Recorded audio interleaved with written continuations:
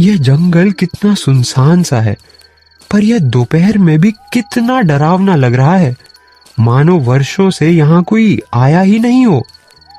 तभी वहाँ एक लंबा चौड़ा अजीब सा दिखने वाला आदमी आ जाता है। भाई साहब, मैं एक मुसाफिर हूँ, मुझे यहाँ ठहरने की जगह मिल जाएगी क्या? हाँ हाँ, बिल्कुल मिल जाएगी। ये मेरी ही झोपड़ी है, तुम आज रात यही रुक सकते हो। अरे शुक्रिया भाई तुम्हारा। फिर वो आदमी महेश को देखकर अपने मन में सोचता है, वाह नया शिकार, वो भी इतनी आसानी से इंसानी खून पिए तो काफी दिन हो गए। आज तो इस इंसान का खून पीकर मजा ही आ जाएगा। अरे क्या हुआ भाई, क्या सोच रहे हो तुम? अरे अरे कुछ नहीं, तुम्हें देखकर ऐसा लगता है कि तुम काफी देर से चल रहे हो, इसलिए तुम बहुत थक चुके हो। इसीलिए तुम थोड़ी देर मेरी झोपड़ी में आराम करो, मैं तुम्हारे लिए कुछ खाने पीने का बंदोबस्त करता हूँ। यह आदमी तो बड़ा ही अजीब सा है, और यह इस जंगल में अकेला कैसे रहता है? जरूर दाल में कुछ ना कुछ काला है, मैं एक बार इसका पीछा करके देखता हूँ।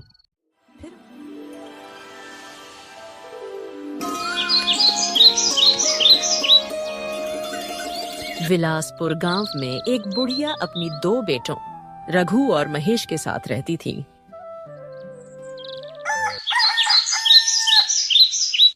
महेश बेटा, मैं तुझे कितने दिन से कह रही हूँ, मेरी दवाइयाँ खत्म हो गई हैं। अरे माँ, आप तो ऐसे कह रही हो जैसे मैं दिन भर फालतू बैठा रहता हूँ। मैंने ऐसा नहीं कहा बेटा, दवाइयों के बिना मेरी तबीयत थोड़ी खराब रहती है।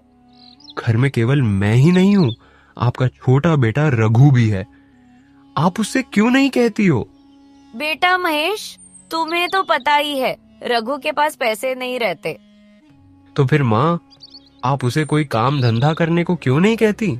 मैं तो उससे बोल बोल कर थक चुका हूँ।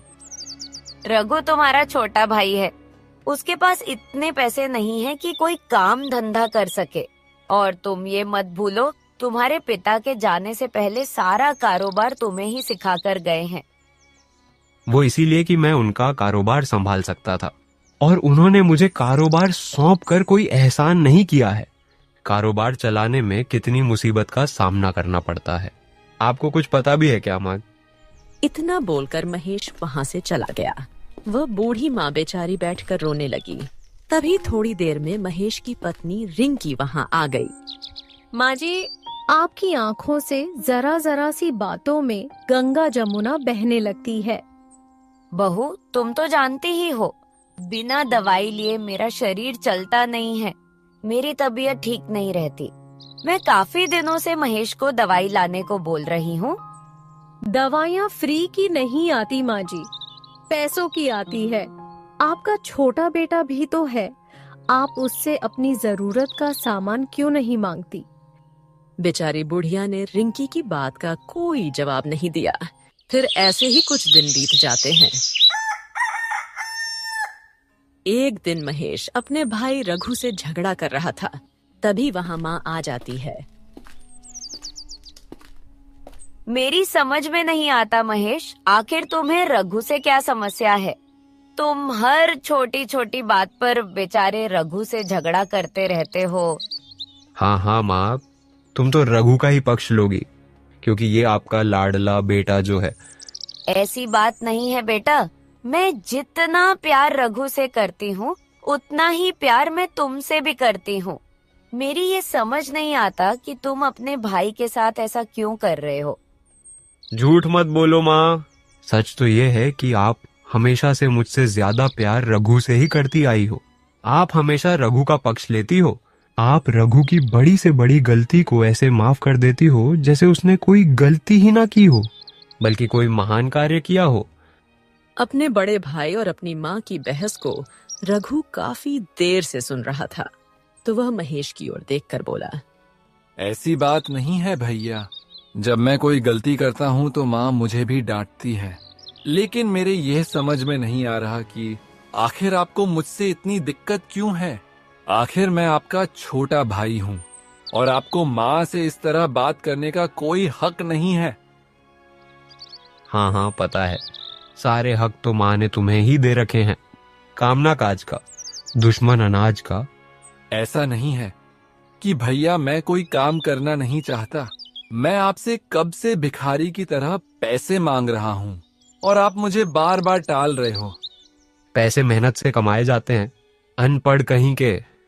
चुप रहो रघु। क्या मैंने तुम्हें यही सिखाया है कि तुम अपने बड़े भाई से ऐसे बात करो? नहीं नहीं माँ, मैं भैया से कोई बदतमीजी से बात नहीं कर रहा हूँ। मैं बस अपने अधिकारों की ही बात कर रहा हूँ। रघु की ऐसी बातें सुनकर महेश को गुस्सा आ जाता है। अरे तू कौन से अधिकारों की बात कर रहा है? थोड़े दिनों पहले तूने ही एक कागज पर अंगूठा लगाया था और उस कागज में साफ साफ लिखा था कि तू अपनी मर्जी से सारे जमीन मेरे नाम कर रहा है। भैया आपने वह मुझसे धोखे से लगवाया है। अरे रघु, जिसे तुम धोखा कहते हो उसे चालाकी कहते हैं। तभी बूढ़ी माँ महेश की ओर देखकर बोली, बेटा, मुझे तुझसे यह उम्मीद नहीं थी। तेरे पिता तुझ पर कितना भरोसा करते थे। तू बड़ा था, इसलिए तुझे सारा कारोबार समझाया और सिखाया। मैं कहना तो नहीं चाहता माँ, लेकिन अब मुझे बोलना ही पड़ेगा। अब मैं तुम्हारी और रघु की शक्ल अपने घर में 1 मिनट भी बर्दाश्त नहीं कर सकता। इसके पहले मैं आप दोनों को धक्के देकर बाहर निकालूं। तुम दोनों खुद अपने आप मेरे घर से बाहर चले जाओ। फिर रघु अपनी माँ को लेकर उस घर से बाहर निकल गया। वह गांव के पीछे की तरफ एक झोपड़े बनाकर रहने लगा। फिर ऐसे ही कुछ दिन बीत जाते हैं। माँ, अब तो रामू काका ने भी राशन देने से मना कर दिया है। वह पैसे मांग रहे हैं और मुझे कोई काम भी नहीं दे रहा। माँ, क्या करूं मैं? बेटा, अब एक ही रास्ता है। तुम अपने बड़े भाई महेश के पास जाओ और उससे कुछ पैसे उधार ले आओ। हो सकता है अब उसका दिल पिघल गया हो और वो तुम्हें कुछ पैसे दे दे। और अगर वह तुम्हें पैसे उधार ना दे तो उसे बोल देना कि माँ ने तुम्हें एक जरूरी बात करने के लिए बुलाया है। माँ तुम्हें कुछ बताना चाहती है। फिर रघु महेश से पैसे उधार लेने के लिए उसके पास जाता है।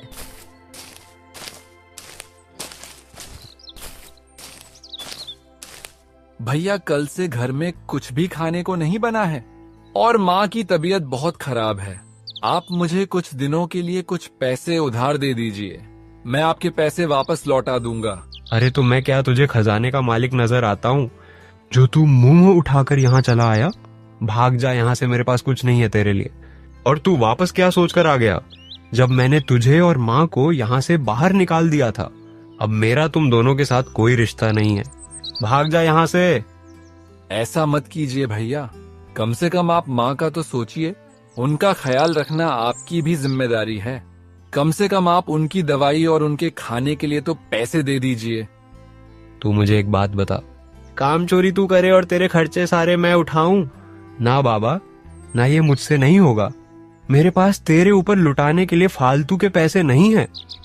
मैं कामचोर नहीं हूँ भैया, कोई मजदूरी ही नहीं मिल रही। मैं तो आधे पैसों में भी काम करने को तैयार हूँ, पर कोई काम ही नहीं देता। भगवान के लिए आप मेरी कुछ मदद कर दीजिए भैया। लगता है तू ऐसे नहीं मानेगा, तुझे तेरी औकात याद दिलानी पड़ेगी। ठीक है भैया, आप मुझे पैसे उधार मत दीजिए, लेकिन माँ ने आपको बुलाया था। माँ आपको कोई जरूरी बात बताना चाहती है तो आप मेरे साथ चलिए। मुझे माँ की कोई जरूरी बात नहीं सुनना। तू चुपचाप यहाँ से चला जा, वरना मैं तुझे धक्के देकर यहाँ से निकाल दूंगा। अपने बड़े भाई की ऐसी बात सुनकर रघु थोड़ा उदास हो जाता है और वहाँ से चला जाता है। अरे आपको रघु के साथ माँ के पास जाना चाहिए था। माँ पता नहीं कौन सी जरूरी बात बताना चाहती है। अरे ये सब इन दोनों का नाटक है। तुम क्या इन्हें जानती नहीं हो क्या? हो सकता है माँ जमीन जायदाद की कोई बात करना चाहती हो, इसीलिए आप जाइए। रिंकी के कहने पर महेश रघु के पीछे पीछे जाने लगता है। बेटा, हम भूखे रह लेंगे, गरीबी में गुजारा कर लेंगे। मैं बिन दवाई के भी रह लूंगी, लेकिन आज के बाद तुम महेश से बिल्कुल भी बात मत करना। मुझे उससे ऐसी उम्मीद नहीं थी। मैंने सोचा था कि अब तक उसे अपनी गलती का एहसास हो गया होगा, लेकिन अभी भी उसका घमंड चूर नहीं हुआ। आप तो रह लोगी माँ, पर मुझसे आपकी यह हालत देखी नहीं जाती। कितनी कोशिश करता हूँ कि कोई मजदूरी मिल जाए, पर मुझे कोई काम ही नहीं देता। माँ, रोज थक हार कर घर आ जाता हूँ, और जब मैं आपको ऐसी हालत में देखता हूँ तो मेरा दिल बहुत दुखता है माँ। जानती हूँ मैं, तू मेहनत करने से पीछे नहीं हटता। तेरा मन भी सच्चा है। उस महेश की तरह तेरे मन में लालच नहीं है। शायद तू वह कर सकता है जो आज तक कोई और नहीं कर पाया। क्या मतलब माँ? मैं क्या कर सकता हूँ? मुझे कुछ समझ नहीं आया मेरी बात। ध्यान से सुनो बेटा, दीवारों के भी कान होते हैं, इसलिए किसी को भी यह बात पता नहीं चलनी चाहिए, और महेश को तो अब बिल्कुल भी नहीं। यह सुन रघु भी चौंक गया। वही बाहर से खड़ा खड़ा सुन रहा महेश गुस्से में भर गया। अच्छा, मुझसे छुपा लो, मुझे लेकिन सब पता चल जाएगा। पर ऐसा भी क्या है जो मान मुझे नहीं बताना चाहती? खैर, सुनता हूँ मैं इनकी बात ध्यान से। तेरे दादा खुद के जमाने में बहुत अमीर थे, इतना ज्यादा कि यह समझ लो कि सोने चांदी के सिक्कों की बोरियां भरी रहती थी। और फिर क्या हुआ, और एक दिन अचानक उनके साथ पता नहीं क्या हुआ कि उन्होंने अपना सारा धन एक खुफिया जगह पर छुपा दिया। ऐसा उन्होंने क्यों किया, यह आज तक कोई नहीं जान पाया। वह मरते मरते तेरे पिताजी को गुप्त धन के बारे में बता कर गए थे। फिर तेरे पिताजी भी अपना कारोबार बढ़ाने के लिए उस धन की तलाश में निकल पड़े। उसके बाद वो उस धन को ना तो ला पाए और ना ही खुद जिंदा वापस आ पाए। पर पिताजी मर कैसे गए, और अब वह धन कहाँ पर है? अपने गांव के पास जो रामपुर गांव है, उसी गांव के खतरनाक जंगल में एक गुफा के अंदर है। यह सुनकर रघु बहुत खुश हो जाता है। अरे तो माँ, आपने इतने सालों से यह बात हमसे छुपाकर क्यों रखी? आपने पहले क्यों नहीं बताया इस बारे में? क्योंकि मैं तुम्हारे पिताजी को उस धन की वजह से खो चुकी थी, और मैं तुम दोनों भाइयों को नहीं खोना चाहती थी। और उस धन को लाना इतना आसान नहीं है। आज तक जो भी उस धन की तलाश में गया है, या तो वो मरकर लौटा है या फिर लौटा ही नहीं। पर मुझे ऐसा लगता है कि तुम वो धन ला सकते हो। अगर ऐसा होता है तो हमें कभी भी उस घमंडी महेश के सामने हाथ नहीं फैलाने पड़ेंगे। और मैं इस धन के बारे में तुम दोनों को बताना चाहती थी, लेकिन महेश अपने घमंड की वजह से नहीं आया।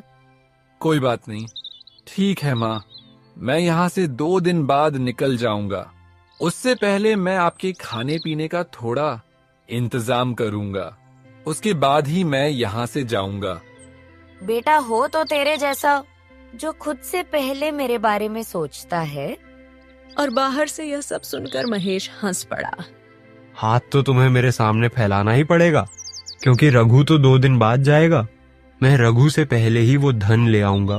उसके बाद तो तुम्हें मेरे सामने हाथ फैलाने ही पड़ेंगे, और मैं भी तुम्हें दान पुण्य समझकर दे दूंगा। तुम भी मुझे क्या याद रखोगे? लेकिन यह सारा का सारा धन मैं लेकर आऊंगा रघु से पहले। वह सारा धन मेरा होगा। फिर महेश वहां से अपने घर चला जाता है। घर पहुंचकर महेश सारी बात अपनी पत्नी रिंकी को बता देता है। देखिए जी, पता नहीं क्यों मन बहुत बेचैन सा हो रहा है। हमारे पास जितना धन है, मैं उतने में ही खुश हूँ। आज आप कहीं मत जाइए। अरे भाग्यवान, धन दौलत जितनी भी होती है उतनी कम होती है। आज तो मैं नहीं रुकूंगा। तू समझा ले अपने मन को। ठीक है, चल, अब मैं चलता हूँ। इतना बोलकर महेश वहां से चला जाता है। धन तो मुझे भी बहुत प्यारा है, लेकिन आज अचानक मेरे पता नहीं क्या हो रहा है। मुझे बहुत अजीब सा डर लग रहा है। हे भगवान, उनकी रक्षा करना। एक तरफ रघु जंगल से लकड़ियां काटकर गांव में बेच रहा था और अपनी माँ के लिए खाने पीने का बंदोबस्त कर रहा था, और उधर महेश गुप्त धन की तलाश में उस जंगल में पहुंच जाता है। यह जंगल कितना सुनसान सा है, पर यह दोपहर में भी कितना डरावना लग रहा है, मानो वर्षों से यहाँ कोई आया ही नहीं हो। फिर महेश आगे चलता रहता है और महेश को चलते चलते रात हो जाती है। मैं सुबह से इस जंगल में चलता ही जा रहा हूँ, पर इस जंगल से बाहर नहीं निकल पा रहा हूँ और अब तो बहुत थक भी गया हूँ। अरे वो क्या, वहां तो रोशनी नजर आ रही है। लगता है वहां कोई रुकने की जगह होगी। आज रात में वहीं रुक जाता हूँ। ऐसा कहकर महेश उस झोपड़ी के पास जाता है और झोपड़ी के अंदर देखने लगता है। तभी वहां एक लंबा चौड़ा अजीब सा दिखने वाला आदमी आ जाता है। भाई साहब, मैं एक मुसाफिर हूँ, मुझे यहाँ ठहरने की जगह मिल जाएगी क्या? हाँ हाँ, बिल्कुल मिल जाएगी। ये मेरी ही झोपड़ी है, तुम आज रात यही रुक सकते हो। अरे शुक्रिया भाई तुम्हारा। फिर वो आदमी महेश को देखकर अपने मन में सोचता है, वाह नया शिकार, वो भी इतनी आसानी से इंसानी खून पिए तो काफी दिन हो गए। आज तो इस इंसान का खून पीकर मजा ही आ जाएगा। अरे क्या हुआ भाई, क्या सोच रहे हो तुम? अरे अरे कुछ नहीं, तुम्हें देखकर ऐसा लगता है कि तुम काफी देर से चल रहे हो, इसलिए तुम बहुत थक चुके हो। इसीलिए तुम थोड़ी देर मेरी झोपड़ी में आराम करो, मैं तुम्हारे लिए कुछ खाने पीने का बंदोबस्त करता हूँ। ऐसा कहकर वो आदमी वहां से चला जाता है।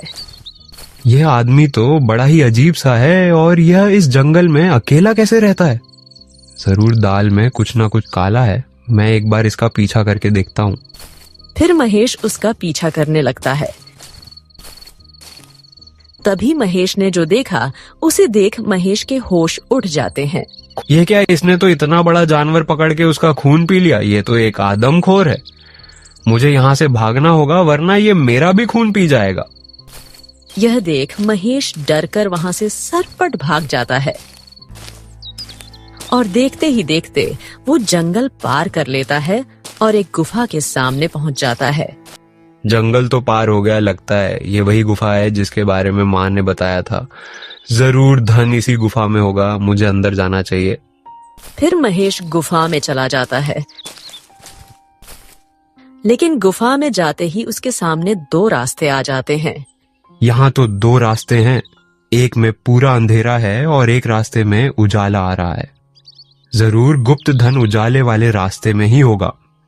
ऐसा सोचकर महेश उजाले वाले रास्ते में चला जाता है, लेकिन तभी वह एक कुएं में गिर जाता है। ये क्या हो गया, मैं तो इस कुएं में गिर गया। यहाँ तो मुझे कोई बचाने वाला भी नहीं है। हे भगवान, मेरी मदद करो। महेश लगातार चिल्लाता रहा। 2 दिन ऐसे ही बीत गए और सुरेश भूख प्यास के कारण तड़पने लगता है, पर उसे बचाने वहां कोई नहीं आया। अब तो उसकी हालत बहुत खराब होती जा रही थी और उधर रघु अपनी माँ के खाने पीने का बंदोबस्त करके अपने सफर के लिए निकल गया। चलते चलते वह उसी जंगल में पहुंच गया। मेरे एक बात समझ में नहीं आ रही। मुझे यहाँ सुबह से चलते चलते रात हो गई, लेकिन रास्ते में मुझे कोई भी नहीं मिला। अरे वह क्या, वहां से रोशनी आ रही है। जरूर वहां कोई ना कोई होगा। फिर रघु उस झोपड़ी के पास जाता है। तभी वहां वो आदमखोर आ जाता है। सुनो भाई, मुझे जंगल से बाहर निकलने का रास्ता नहीं मिल रहा। क्या तुम मेरी मदद कर सकते हो? तुम इंसान मुझे मूर्ख समझते हो ना। 2 दिन पहले भी एक इंसान ने मुझे चकमा दिया था और यहां से भाग गया। क्या तुम उसे ही ढूंढने आए हो? लेकिन अब मैं तुम्हें उसे नहीं ढूंढने दूंगा। अब मैं तुम्हारा खून पीकर मेरी प्यास बुझाऊं। फिर रघु अपने मन में सोचता है, कहीं वह मेरे भैया तो नहीं है? कहीं आदमखोर सच तो नहीं कह रहा?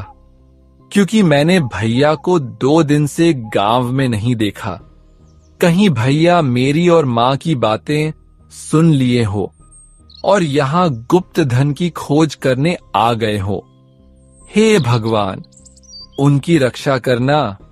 क्या सोच रहा है इंसान? आज तो तेरा खून पीकर ही मेरी प्यास बुझेगी। उसे देखकर रघु डर कर खुद से बोला, अब इसका क्या क्या करूं? इसके चंगुल से कैसे निकलूं? कोई तो बहाना सोच रघु। वरना धन की चाहत में आज तू इसकी खुराक बन जाएगा। सोच कुछ तो सोच रघु। अरे हाँ आदमखोर भाई साहब, आपको मेरा खून पीकर क्या मिलेगा? मैंने तो वैसे ही कई दिनों से कुछ नहीं खाया। मैं कई दिनों से भूखा हूं, तो मेरे अंदर खून की एक बूंद भी नहीं है। तू क्या मुझे मूर्ख बना रहा है? अरे आदमखोर भाई, आप इतने होशियार हो, आपको कोई कैसे मूर्ख बना सकता है? मैं तो आपका ही भला सोच रहा हूं। मैं तो यह कह रहा था कि मैं जंगल से कुछ फल फूल तोड़कर खा लेता हूं ताकि मेरा खून बन जाए, फिर आप मेरा खून पी लेना। मैं तो वैसे ही मेरी जिंदगी से बहुत परेशान हूं, कम से कम आपका तो पेट भर जाएगा। इस तरह रघु आदमखोर को अपनी बातों में फंसा लेता है। ठीक है, पर थोड़ा जल्दी आना, मुझे बहुत प्यास लग रही है।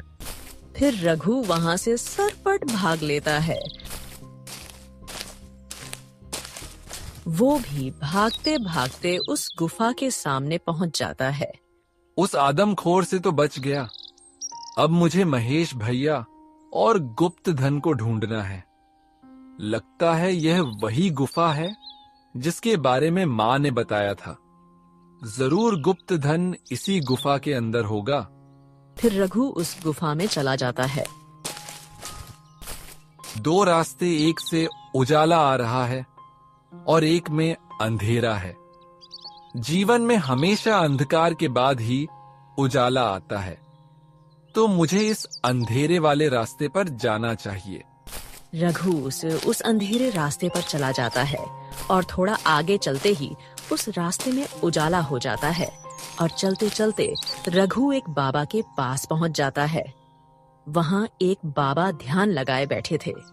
बाबा आप कौन हैं? तभी बाबा अपनी आंखें खोलते हैं। तो तुम आ ही गए, मैं तुम्हारी ही प्रतीक्षा कर रहा था। क्या मतलब बाबा? मैं समझा नहीं। मैं तो यहाँ गुप्त धन की खोज करने आया हूँ। मैं सब जानता हूँ बेटा, वही धन जो तेरे दादाजी ने छुपाया था। लेकिन बाबा आपको कैसे पता कि मेरे दादाजी ने कोई गुप्त धन छुपाया था? काफी वर्षों पहले की बात है।